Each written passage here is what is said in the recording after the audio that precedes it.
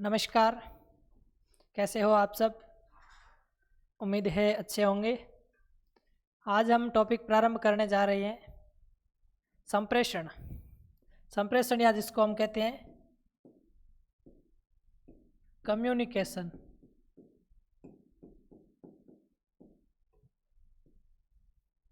संप्रेषण या कम्युनिकेशन। संप्रेषण हम किसे कहते हैं?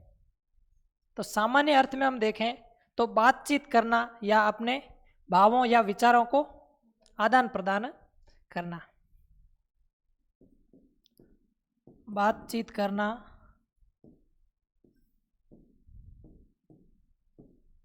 या सामान्य अर्थ में हम कहें तो विचारों या भावों का आदान प्रदान करना ही संप्रेषण कहलाता है।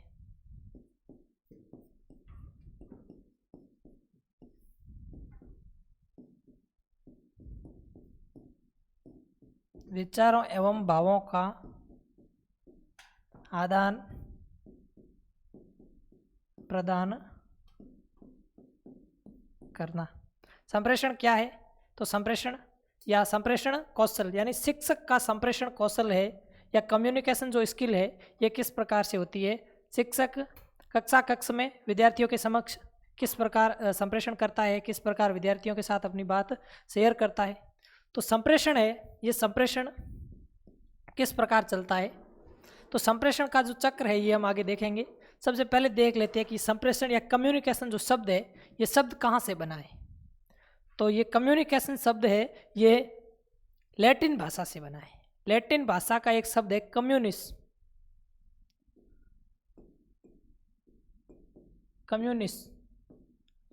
लैटिन भाषा के शब्द कम्युनिस से बना है जिसका अर्थ होता है सरल बनाना। कम्युनिस जिसका अर्थ है सामान्य बनाना या सरल बनाना। सामान्य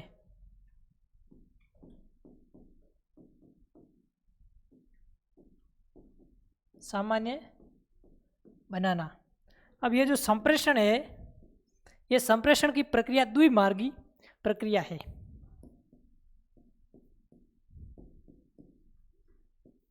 द्विमार्गी प्रक्रिया या जो अच्छा संप्रेषण का प्रकार माना जाता है वह द्विमार्गी या दो तरफा संप्रेषण। दो तरफा संप्रेषण अच्छा क्यों माना जाता है? शिक्षक स्टूडेंट को कोई बात कहता है तो वो एक तरफा संप्रेषण है, लेकिन शिक्षक भी स्टूडेंट को कुछ बात कह सकता है और स्टूडेंट वापस शिक्षक को कोई बात सुना सकता है या अपने विचार व्यक्त कर सकता है। अपने विचार स्टूडेंट के साथ शेयर कर सकता है शिक्षक, और स्टूडेंट और शिक्षक दोनों की तरफ से होने वाला जो संप्रेषण है इसे दो तरफा संप्रेषण या सबसे अच्छे प्रकार का संप्रेषण माना जाता है। ठीक है, समझ आ गया? दो तरफा संप्रेषण। इसके बाद में संप्रेषण की एक अपन परिभाषा लिख लेते हैं कि सूचना, संदेश अथवा विचारों का दूसरे पक्ष तक बिना किसी बाधा के पहुंचाना। परिभाषा, संप्रेषण की परिभाषा देख लेते हैं।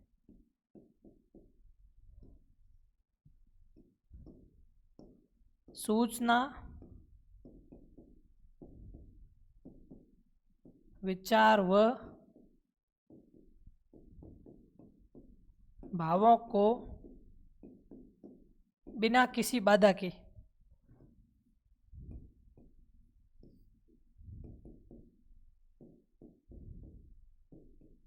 दूसरे पक्ष तक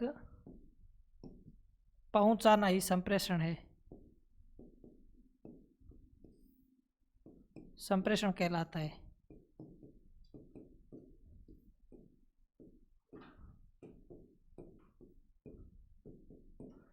अपने विचार है एवं जो अपने भाव है इनको दूसरे पक्ष तक बिना किसी बाधा के पहुंचाने को अपन क्या कहते हैं?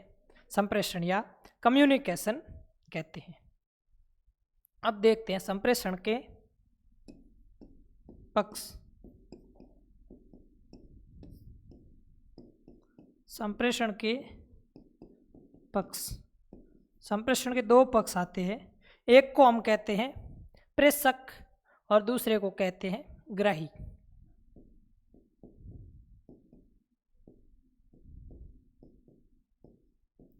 कक्षा कक्ष में जो संप्रेषण होता है, अभी अपने बीच जो संप्रेषण चल रहा है, इस संप्रेषण में प्रेषक कौन है और ग्राही कौन है? शिक्षक है प्रेषक और ग्राही है स्टूडेंट या विद्यार्थी। यानी प्रेषक यानी प्रेषित करने वाला एवं ग्राही यानी ग्रहण करने वाला। इसको हम इस प्रकार कह सकते हैं, प्रेषक को हम वक्ता भी कहते हैं और ग्राही को क्या कहते हैं? श्रोता भी कहते हैं, यानी सुनने वाला। ये संप्रेषण के दो पक्ष है।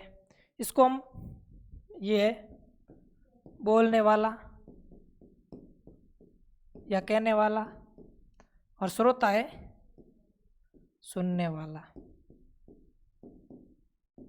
ये संप्रेषण के दो पक्ष है। इसको हम संप्रेषणकर्ता और इसको संप्रेषिती भी कहते हैं। लेटर लिखते हैं तो लेटर में लिखते हैं प्रेषक, फिर अपना एड्रेस लिखते हैं लिखने वाले का, और प्रेषिती लिखकर जहाँ तक पहुँचाना या सामने वाले का जो एड्रेस लिखते हैं वो प्रेषिती लिखकर लिखते हैं। संप्रेषण के पक्ष समझ आ गए? पहले अपन पढ़ लेते हैं, उसके बाद में लिख लेंगे। संप्रेषण क्या है और संप्रेषण की परिभाषा और संप्रेषण के पक्ष कौन कौन से हैं, ये अपन देख चुके हैं। अब देखेंगे संप्रेषण की विशेषताएं। संप्रेषण या कम्युनिकेशन जो है, संप्रेषण की विशेषताएं कौन कौन सी है?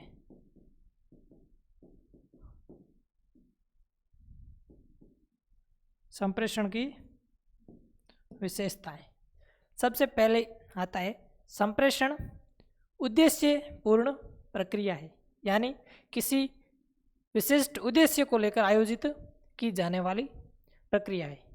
अभी कक्षा कक्ष में अपना संप्रेषण हो रहा है, यह किस उद्देश्य को लेकर हो रहा है? सिलेबस के ऊपर चर्चा चल रही है या अपना टॉपिक चल रहा है, इस टॉपिक को लेकर, इस टॉपिक के उद्देश्य को लेकर अपनी चर्चा चल रही है, तो ये एक उद्देश्य पूर्ण प्रक्रिया है। फिर आता है कि जो संप्रेषण है, ये संप्रेषण जन्मजात नहीं होकर अर्जित है, यानी जन्म के समय व्यक्ति में संप्रेषण नहीं होता है, क्योंकि कोई बच्चे होते हैं जो सुन नहीं पाते हैं, बोल नहीं पाते, तो वो संप्रेषण नहीं कर पाते, लेकिन उनका भी एक संप्रेषण आता है। हम संप्रेषण के प्रकार देखेंगे तो उनमें एक प्रकार आता है, एक शाब्दिक संप्रेषण आता है, एक अशाब्दिक संप्रेषण आता है। अशाब्दिक संप्रेषण में एक सांकेतिक संप्रेषण आता है। उस सांकेतिक संप्रेषण में हाव भाव है, शरीर के हाव भाव है, मुद्राएं हैं, मुद्राएं जिसको हम बॉडी लैंग्वेज कहते हैं, उनके माध्यम से संप्रेषण हो सकता है। जो नहीं बोलना जानते हैं वो भी एक प्रकार का संप्रेषण करते हैं। इसमें एक विशेषताओं में एक विशेषता ये भी आती है कि संप्रेषण मनुष्य में भी पाया जाता है और पशु पक्षियों में भी पाया जाता है। पशु पक्षियों का संप्रेषण अपन को भले ही मत समझ आए, लेकिन उनके मध्य संप्रेषण होता है। जैसे कि गाय होती है, गाय का दूध निकालने का टाइम होता है, तो उस टाइम वो बुलाने लगती है। तो पक्षियों, पशु पक्षियों में भी संप्रेषण होता है। अपन को वो संप्रेषण नहीं समझ आए, लेकिन वो आपस में समझते हैं, तो ये संप्रेषण है। संप्रेषण जन्मजात नहीं होता है, व्यक्ति समाज में रहकर इसे अर्जित करता है। नेक्स्ट आता है कि जो संप्रेषण की प्रक्रिया है, ये द्विमार्गी प्रक्रिया है, और जो दो तरफा संप्रेषण है, ये संप्रेषण प्रभावी होता है। इसमें हमने देखा कि इसमें एक विशेषता में ये भी विशेषता आएगी कि शिक्षक जब संप्रेषण करता है या शिक्षक जब कक्षा कक्ष में पढ़ाता है, उसके दौरान उसे विद्यार्थियों को भी अपनी बात रखने का अवसर देना चाहिए, जिससे संप्रेषण प्रभावी होता है। तो सबसे पहले उद्देश्य पूर्ण प्रक्रिया है। संप्रेषण एक प्रकार की उद्देश्य पूर्ण प्रक्रिया है। इसके बाद में है द्विमार्गी प्रक्रिया।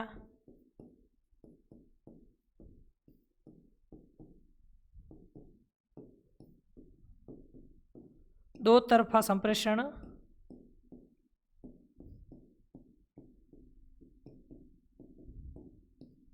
प्रभावी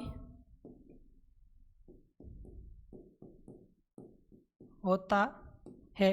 दो तरफा जो संप्रेषण है, यानी शिक्षक अपनी बात विद्यार्थी तक पहुंचाता है और विद्यार्थी का कोई डाउट होता है तो वो विद्यार्थी वापस शिक्षक तक अपनी बात पहुंचाता है। ये संप्रेषण दो तरफा संप्रेषण कहलाता है और ये संप्रेषण प्रभावी भी होता है। नहीं तो शिक्षक को क्या पता कि विद्यार्थी को समझ आया या नहीं आया। यह आगे अपन संप्रेषण चक्र देखेंगे, उसमें एक आता है पृष्ठ पोषण, या जिसको हम प्रतिपुष्टि कहते हैं या फीडबैक कहते हैं। फीडबैक क्या होता है कि शिक्षक जब पढ़ाता है उसके बाद में स्टूडेंट को समझ आया या नहीं आया, ये स्टूडेंट अपनी प्रतिक्रिया देते हैं कि मुझे समझ आया है या नहीं आया है, उसके ऊपर रिएक्शन है जिसको हम बोलते हैं, तो वह होता है पृष्ठ पोषण या प्रतिपुष्टि। संप्रेषण जन्मजात नहीं होता है। संप्रेषण जन्मजात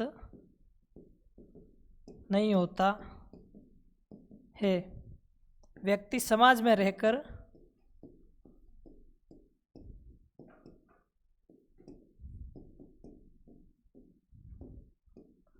इसे अर्जित करता है।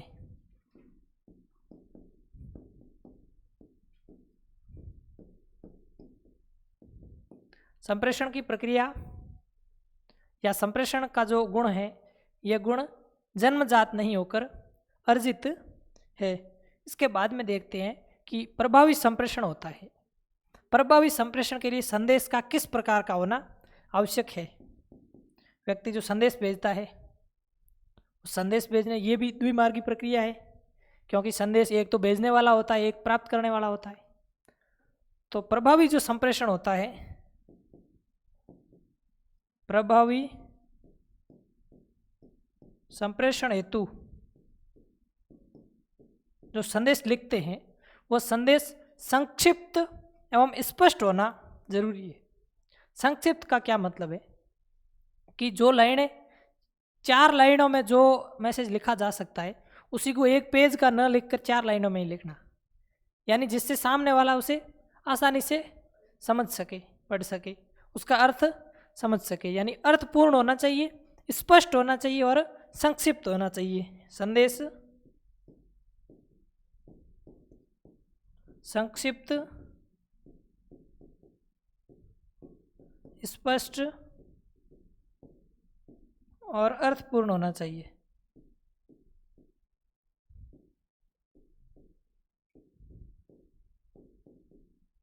अर्थपूर्ण होना चाहिए, जिससे सामने वाला उसको अच्छे से समझ सकता है और इससे संप्रेषण प्रभावी होता है। इसके बाद में इसकी विशेषताओं के अंतर्गत हम देखते हैं कि संप्रेषण की सर्वाधिक आवश्यकता। अभी मैं आपको एक क्वेश्चन देता हूं। संप्रेषण की सर्वाधिक आवश्यकता होती है। ऑप्शन ए, बी, सी और डी।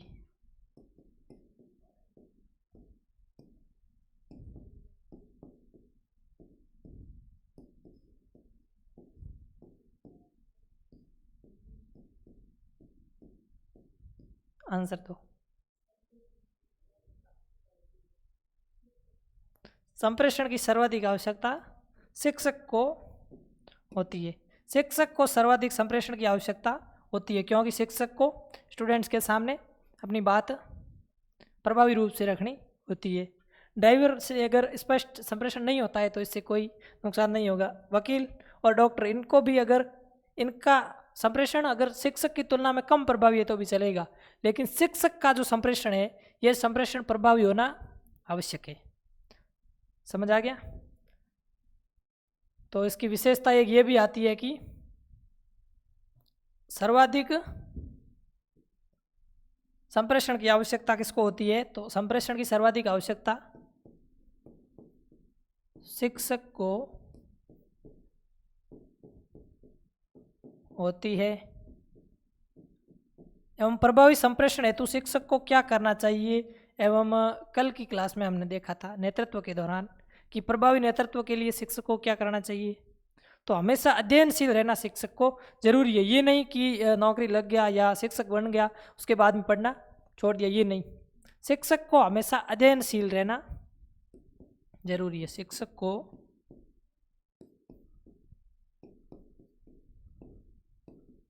हमेशा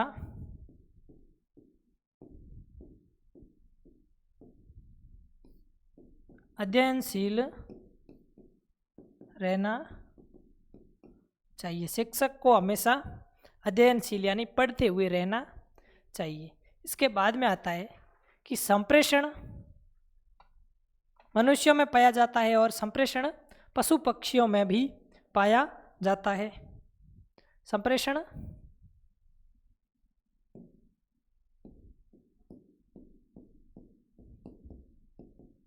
ये 2022 के पेपर में पूछा गया था कि संप्रेषण पाया जाता है।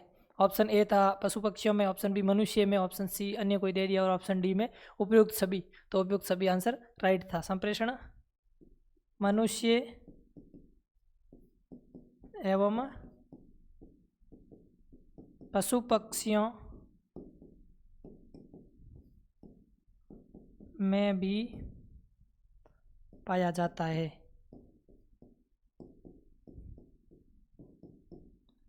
इसके बाद में एक लाइन आती है कि संप्रेषण में केवल बातचीत शामिल नहीं है, इसमें इच्छाएं, आकांक्षाएं और चेहरे के जो हाव भाव है या जो व्यक्ति की अपन बॉडी लैंग्वेज कहते हैं एवं बातचीत, हाव भाव सभी सम्मिलित होते हैं। संप्रेषण में हाव भाव,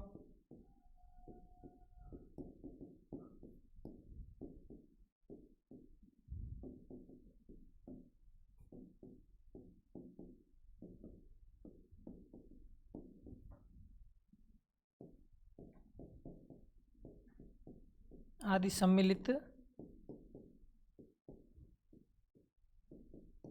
है। यह संप्रेषण की हमने कुछ विशेषताएं देखी। इसके बाद में अन्य कुछ विशेषताएं आती है कि संप्रेषण का प्रारंभ कहाँ से होता है, संप्रेषण की शुरुआत कहाँ से होती है। तो संप्रेषण अपन मैसेज भेजते हैं कोई भी, या कोई पत्र लिखते हैं, या अपने बीच अभी जो संप्रेषण हो रहा है, इस संप्रेषण में सबसे पहले संप्रेषण की शुरुआत होती है विचार से। संप्रेषण की शुरुआत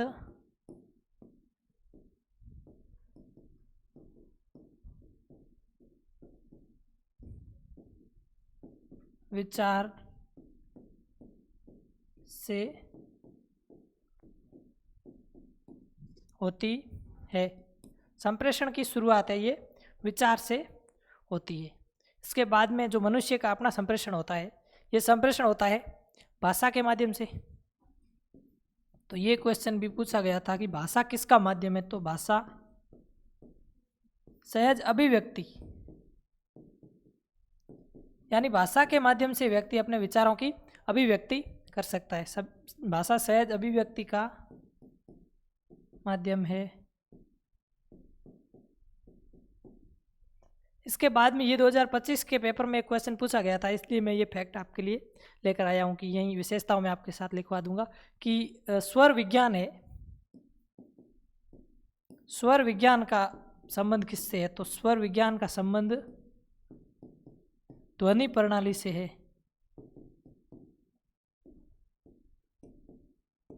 ध्वनि प्रणाली से,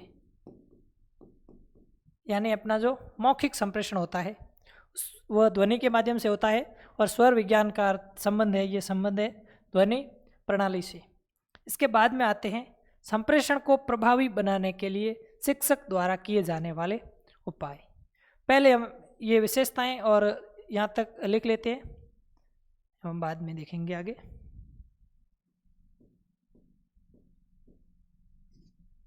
सबसे पहले लिखो संप्रेषण।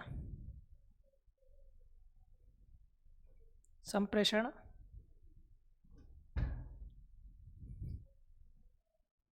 संप्रेषण या कम्युनिकेशन, संप्रेषण कौशल लिख लो।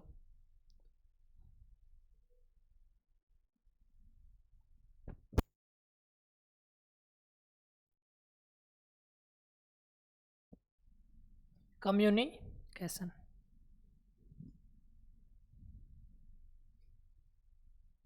देखो संप्रेषण शब्द की उत्पत्ति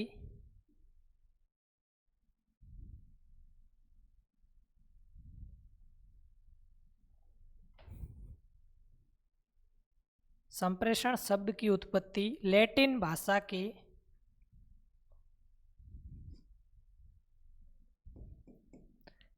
भाषा के कम्युनिस शब्द से हुई है।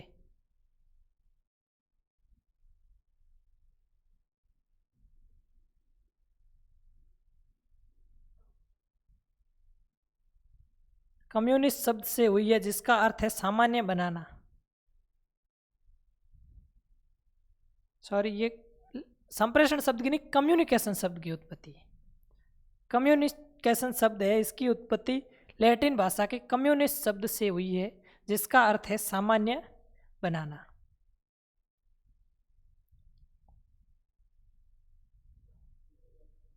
विचारों भावों की अभिव्यक्ति। इसके बाद में लिख दो बातचीत करना, विचारों भावों का आदान प्रदान करना, ये लिख दो। इसके बाद में इसकी परिभाषा लिख लो। मतलब ये आपको, ये लिख लोगे तो आपको पता चलेगा कि संप्रेषण है क्या, तो बातचीत करना या विचारों भावों का आदान प्रदान करना, ये लिख लो। इसके बाद में इसकी परिभाषा एक व्यवस्थित तरीके से लिख लेते हैं।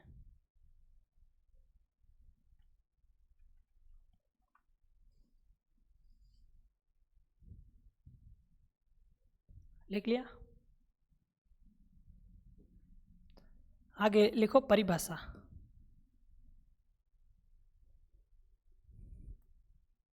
सूचना, संदेश, सूचना के बाद यहाँ लिख लो संदेश, सूचना, संदेश, विचार, सूचना, संदेश, विचार व भावों को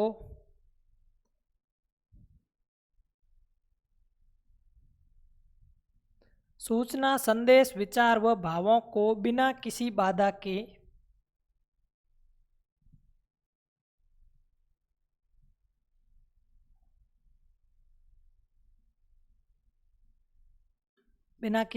के दूसरे पक्ष तक पहुंचाना संप्रेषण, या संप्रेषण को हम अन्य नाम कहते हैं संचार।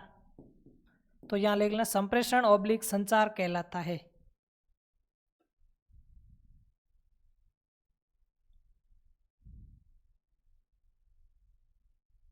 लिख ली परिभाषा? संप्रेषण के ऑब्लिक में संचार लिख लेना। संप्रेषण को अन्य नाम हम संचार भी कहते हैं।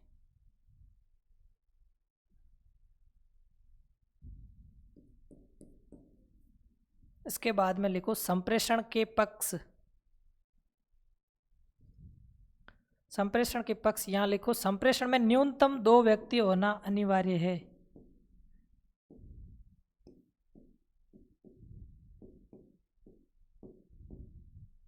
संप्रेषण में न्यूनतम 2 व्यक्ति होना अनिवार्य है। जो संप्रेषण होता है इसमें कम से कम 2 व्यक्ति, कौन? एक सुनने वाला और एक कहने वाला या सुनाने वाला, 2 व्यक्ति होना आवश्यक है, और अधिक तो कितने भी हो सकते हैं। संप्रेषण के पक्ष लिख के लिखो संप्रेषण में न्यूनतम 2 व्यक्ति होना आवश्यक या अनिवार्य है। लिख लिया? इसके बाद में ये लिख लो कौन कौन, तो एक प्रेषक और एक ग्राही या वक्ता श्रोता, बोलने वाला एक सुनने वाला, ये दोनों लाइनें लिख लो।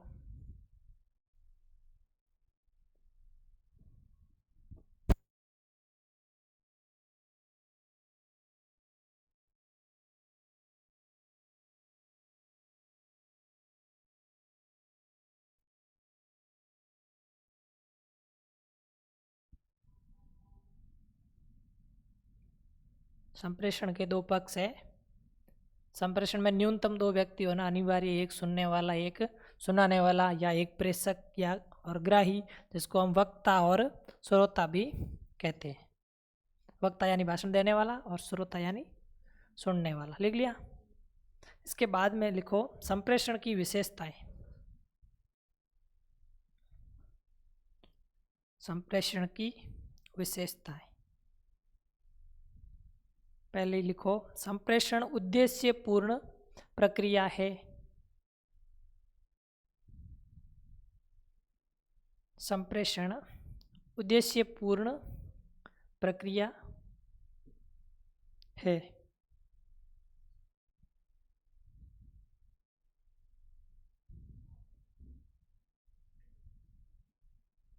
उद्देश्यपूर्ण प्रक्रिया है, लिख लिया। दूसरी लिखो संप्रेषण द्विमार्गी प्रक्रिया है, दो तरफा संप्रेषण प्रभावी होता है, ये लिख लो सेम।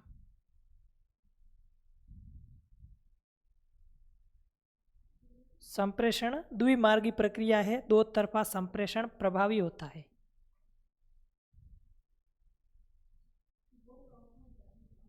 हम जाके कौन तो बोलूं, लिख लो।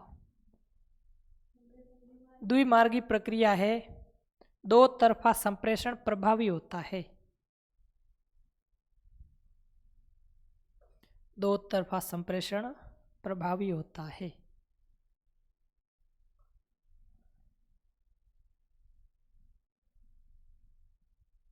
लिख लिया। इसके बाद लिखो संप्रेषण जन्मजात नहीं होता। संप्रेषण जन्मजात नहीं होता मतलब जन्म के समय उसमें उपस्थित नहीं होता है। संप्रेषण जन्मजात नहीं होता, व्यक्ति समाज में रहकर, हाँ इसमें व्यक्ति समाज में रहकर इसे अर्जित करता है। व्यक्ति समाज में रहकर इसे अर्जित करता है।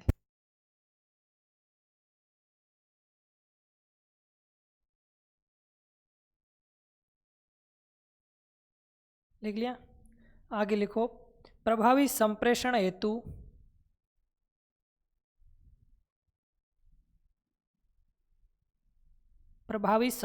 हेतु संदेश संक्षिप्त, स्पष्ट और अर्थपूर्ण होना चाहिए।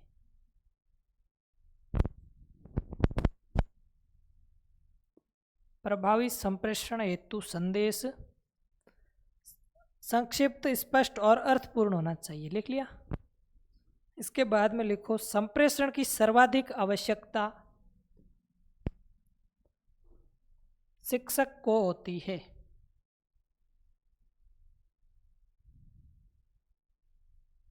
संप्रेषण की सर्वाधिक आवश्यकता शिक्षक को होती है।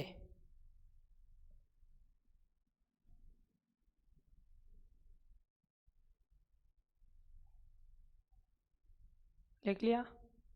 इसी के नीचे लिख लो कि शिक्षक को हमेशा अध्ययनशील रहना चाहिए। ये हम पहले भी लिख चुके हैं और अभी भी कुछ चीज़ें इसमें कॉमन है जिससे आपके कंसेप्ट क्लियर होते रहेंगे। शिक्षक को हमेशा अध्ययनशील रहना चाहिए। इसके बाद में लिखो संप्रेषण की शुरुआत विचार से होती है। नेक्स्ट लिखो संप्रेषण की शुरुआत विचार से होती है।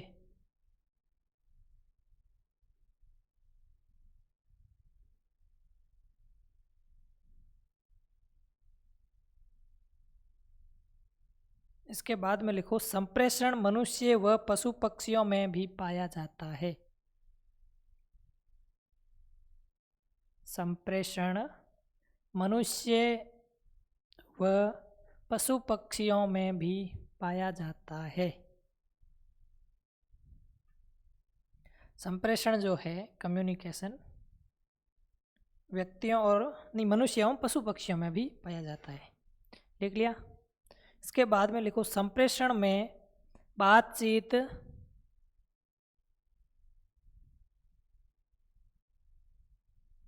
हाव भाव मुद्रा इच्छा आकांक्षाएं भी शामिल होते हैं। संप्रेषण में बातचीत हाव भाव मुद्रा इच्छा आकांक्षाएं भी शामिल होते हैं। लिख लिया। इसके बाद में लिख लो ये 2 लाइनें लिख लो, इधर देख के लिख लो। भाषा सहज अभिव्यक्ति का माध्यम है और स्वर विज्ञान का संबंध किससे है? तो स्वर विज्ञान का संबंध है ये ध्वनि प्रणाली से है। ये 2 लाइनें लिख लो। भाषा सहज अभिव्यक्ति का माध्यम है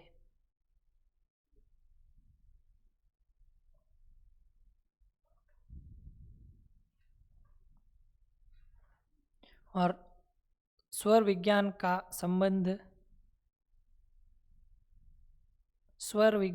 संबंध ध्वनि प्रणाली से है। ये 2025 के सेकंड शिफ्ट में शायद पूछा गया था। लिख लिया? आज यहीं तक करेंगे। एक वास्तविक संप्रेषण देख लेते हैं। वास्तविक संप्रेषण क्या होता है, इसके बाद में नेक्स्ट क्लास में करेंगे। वास्तविक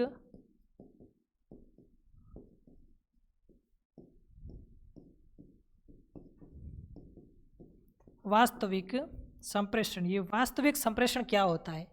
तो वक्ता जो बात कहना चाहता है वह बात उसी अर्थ में, यानी बिना किसी अर्थ परिवर्तित हुए श्रोता तक पहुंच जाती है। इसको हम वास्तविक संप्रेषण कहते हैं। यानी वास्तविक संप्रेषण क्या है? तो वक्ता द्वारा मैं जो बात कहना चाह रहा हूँ वो बात आप तक उसी अर्थ में पहुँच जाए, यानी बीच में किसी उस बात में किसी प्रकार का फेरबदल या बदलाव या परिवर्तन नहीं हो। वक्ता लिख लो, ये बताइए, वक्ता जो बात कहना चाहता है, इसमें बात भी हो सकती है, कोई संदेश भी हो सकता है, कोई विचार भी हो सकता है, कुछ भी हो सकता है। वक्ता जो बात कहना चाहता है वह बात उसी अर्थ में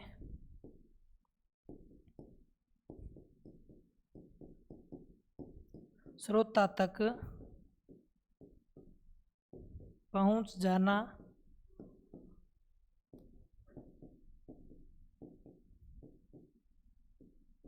वास्तविक संप्रेषण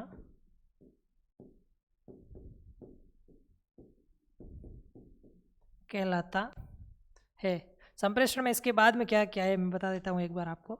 संप्रेषण को प्रभावी बनाने के उपाय है और संप्रेषण के प्रकार है। ये अपने बाकी बच रहे हैं अभी। इसके बाद में कुछ संप्रेषण की बाधाएं आती है, ये अपन नेक्स्ट क्लास में देखेंगे। तो आज अपन ने यहाँ तक देख लिया। एक बार रिवीजन कर लें आज की क्लास का, एक बार फटाफट रिवीजन देख लेते हैं। सबसे पहले हमने देखा संप्रेषण। संप्रेषण को हम कहते हैं कम्युनिकेशन, अंग्रेजी में इसको कम्युनिकेशन कहते हैं। कम्युनिकेशन शब्द कहाँ से आया है? तो कम्युनिकेशन शब्द लैटिन भाषा के कम्युनिस्ट शब्द से इस शब्द की उत्पत्ति मानी जाती है। संप्रेषण क्या है? तो अपने विचारों भावों का आदान प्रदान, या सामान्य अर्थ में कहें तो बातचीत को ही हम संप्रेषण कहते हैं। संप्रेषण द्विमार्गी प्रक्रिया, ये अपन विशेषताओं में देख चुके हैं। इसके बाद में आती है इसकी परिभाषा। तो व्यक्ति अपनी विचार है, भाव है, सूचना है या अपना कोई संदेश है, वो बिना किसी बाधा या रुकावट के सामने वाले पक्ष तक पहुंचाता है, तो इसे हम संप्रेषण कहते हैं।